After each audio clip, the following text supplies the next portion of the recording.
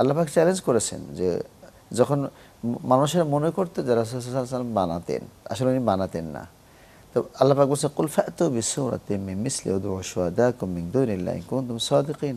একটা সূরা আনো তো কোরআনের মতো করে এই মান রক্ষা করে বানিয়ে আজ পর্যন্ত আনতে পারে নাই।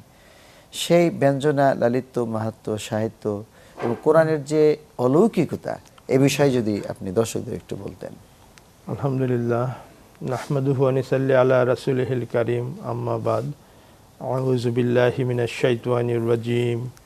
বিসমিল্লাহির রহমানির রহিম। আল কোরআনের মর্যাদা বলে এবং অলৌকিকতা বলে শেষ করা যাবে না। সমস্ত নবীদের মুজিজা ছিল, নবীরা চলে যাওয়ার পরে মুজিজাও চলে গেছে, কিন্তু আমাদের শ্রেষ্ঠ নবী, শেষ নবী মুহাম্মদ সাল্লাল্লাহু আলাইহি সাল্লামের উপর যে মুজিজা ছিল, প্রধান মুজিজা, সেটা হচ্ছে আল কোরআন। এবং আল কোরআন এখন পর্যন্ত বিদ্যমান, কিয়ামত পর্যন্ত এটার থেকে আমরা বিভিন্ন জিনিস আবিষ্কার করতে পারবো। বিভিন্ন জিনিস, এটা হচ্ছে আমাদের আধ্যাত্মিক খোরাক, আমাদের জীবন চলার পথের সাথী, আমাদের জীবন সুন্দর করার জন্য। এবং এটার অলৌকিকতা এবং কোরআনের অনুবাদ, যখন কোরআনের তেলাওয়াত শুনে মানুষ, মুসলিমরা ইসলাম গ্রহণ করছে রাসূল সাল্লাল্লাহু আলাইহি সাল্লামের কাছে। এবং তারা তো আরবি বুঝতো, তারা তো আরবি যখন অর্থটা শুনতো, বুঝতো যে আরে, তারা আশ্চর্য হইতো, এটা তো মানুষ এভাবে কথা বলে না, বলতে পারে না, এই স্টাইলে মানুষ বলতে পারে না। সাহিত্য এবং এটার যে বর্ণনা ভঙ্গি, এটা একমাত্র আল্লাহ এভাবে কথা বলে। যেমন 72 ঘন্টা ময়েশ্চার লক সমৃদ্ধ লিলি বডি ওয়াশ, শিয়া বাটারের গুডনেস স্কিন রিপেয়ার করে রাখে সফট ও গ্লোয়িং। সমস্ত প্রশংসা আল্লাহর, যিনি সমস্ত বিশ্বের প্রতিপালক। আলহামদুলিল্লাহ রব্বিল আলামিন। তো এই কথা, তারপরে যে এই আয়াতগুলি, প্রত্যেকটা আয়াত সারা বছর, হাজার বছর ধরে মানুষ যে বুদ্ধিবৃত্তিক চিন্তা, দার্শনিক প্রশ্ন, যে প্রশ্নগুলি জানতে চাচ্ছে, সেগুলি আনসার সূরা ফাতিহাতেই আছে। যে আমরা কোথা থেকে আসলাম, কোথায় যাব, কেন আসলাম, আমরা কার কাছে চাইব, মৃত্যুর পরে কি হবে, সব কিন্তু এই 7 আয়াতের মধ্যে আছে। এমনকি একটা আয়াত, আমি যা চাই শুধু আল্লাহ একটা আয়াতে শিখাই দিছে, সেটা কি, ইহদিনাস সিরাতুল মুস্তাকিম, আমাকে সরল এবং সঠিক পথে চালিত করুন।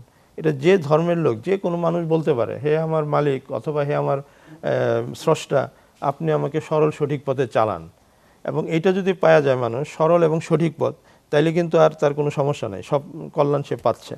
আর কোরআন নাজিল হয়েছে হাইপার মেট্রিক রিদম বা অতিমাত্রা ছন্দে। এবং এটার যে দৃষ্টান্ত, তুলনা, রূপক এবং চিত্রকল্প, এটা সাহিত্যে মানুষ একসাথে এতগুলি কম্বিনেশন করতে পারে না।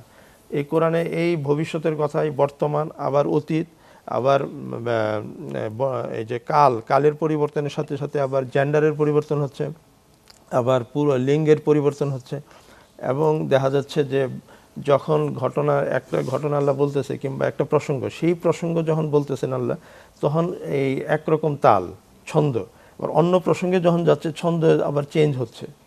এই যে তারপরে ধরেন আপনার যে চিত্রকল্প, এমনকি ভবিষ্যৎ চিত্রকল্প আল কোরআনে আল্লাহ নাজিল অনেক আছে। যেমন সূরা মুলকের 10 নম্বর আয়াত। এটা আমি শুধু বাংলা অনুবাদটা বলতেছি, যে তারা আরো বলবে, আগুনে যাওয়ার পরে, আগুনে ফালানোর পরে তারা আরো বলবে, হায় আমরা যদি চিন্তা করতাম, বিবেক বুদ্ধি খাটাইতাম এবং শুনতাম, তাইলে আমাদের আজকে আর এই দশা, এই আগুনে পতিত থাকতাম না, আগুনের অধিবাসী হইতাম না। তো এই যে ভবিষ্যতে কি বলবে, সেটার একটা চিত্র আল্লাহ কল্পনা আমাদের মধ্যে বলছে। তারা বলবে কিয়ামতের দিন, যদি হুজুর রাজা বলছে, কোরআন রাজা বলছে, যদি শুনতাম, নবী রাসূল, তাহলে আজকে আমরা জাহান্নামে যেতাম না। নবী রাসূল এবং নবী রাসূল